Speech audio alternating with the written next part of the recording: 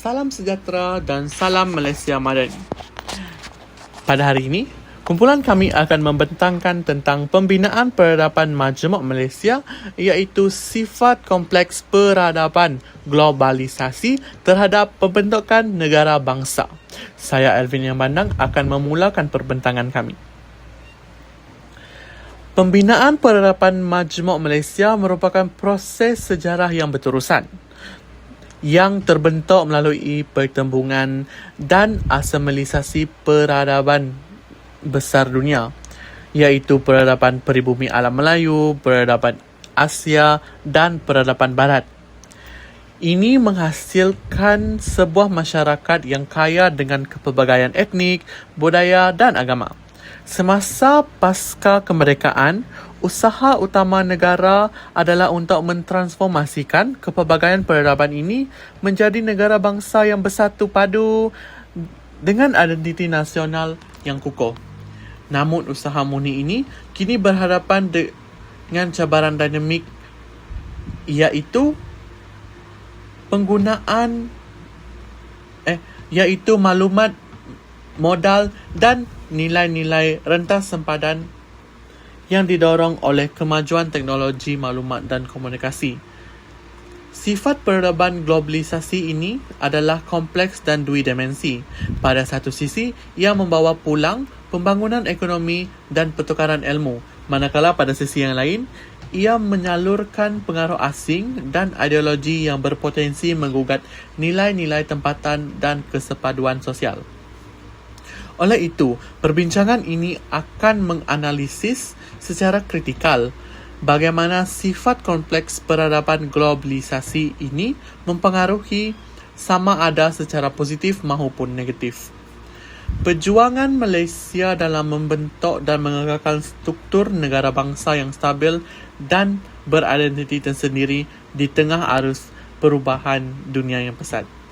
Saya memberi itu saja dari saya dan dipersilakan Maisarah untuk meneruskan perbincangan. Terima kasih rakan saya Elvin. Saya Maisarah binti M. Subahan akan menerangkan tentang metodologi kajian kami sekaligus akan mewakili rakan kami yang tidak dapat bersama iaitu Thomas. Metodologi kajian di mana pengajian kuantitatif ini menggunakan aplikasi Google Form sebagai medium pendapatan kajian tinjauan. Terdapat 2 jenis soalan yang digubal iaitu 6 soalan pilihan Likert scale dan 3 soalan struktur. Peninjauan ini juga bertumpu kepada pelajar UNIMAS. Secara ringkasnya, kajian ini menggunakan pendekatan campuran iaitu gabungan kaedah kuantitatif dan juga kualitatif. Kami membangunkan satu soal selidik dalam talian menggunakan Google Form di mana sasaran responden kami adalah pelajar UNIMAS kerana mereka mewakili generasi muda yang aktif dan juga terdedah kepada pengaruh globalisasi.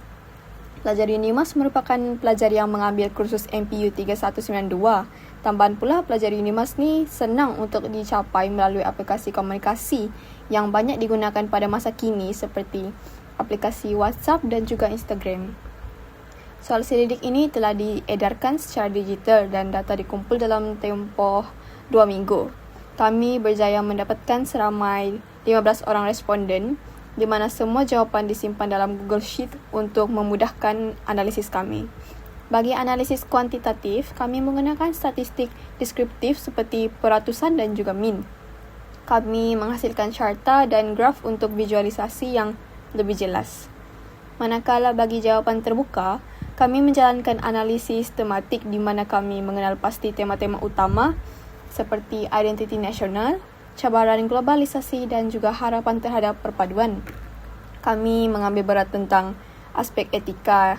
Oleh itu, kami telah menguji dahulu soal selidik ini sebelum kami memberikannya kepada responden bagi memastikan kesahan dan juga kebolehpercayaannya. Walaupun kajian ini mempunyai batasan di mana sampel yang kami ambil itu terhad kepada pelajar UNIMAS, namun pendekatan yang sistematik ini membolehkan kami dapatkan data yang kukuh, jelas dan relevan. Secara keseluruhannya, metodologi ini direka untuk memberikan gambaran yang jelas dan boleh dipercayai. tentang perspektif generasi muda terhadap isu negara bangsa dan juga isu negara bangsa dalam era globalisasi kini. Sekian untuk bahagian metodologi. Terima kasih. Salam sejahtera. Nama saya ialah Nur Syarina dan saya bersama teman saya Ikwan akan membentangkan bahagian kami iaitu data analisi. Namun begitu, teman saya Ikwan tak dapat bersama kita untuk membentangkan bahagiannya. Jadi saya akan membentangkan kesemua bahagian data analisi ini. Dalam survei kami ada 3 bahagian iaitu impak positif globalisasi, impak negatif globalisasi dan paling terakhir bahagian subjektif yang akan dijawab dengan jawapan pendek sahaja daripada responden.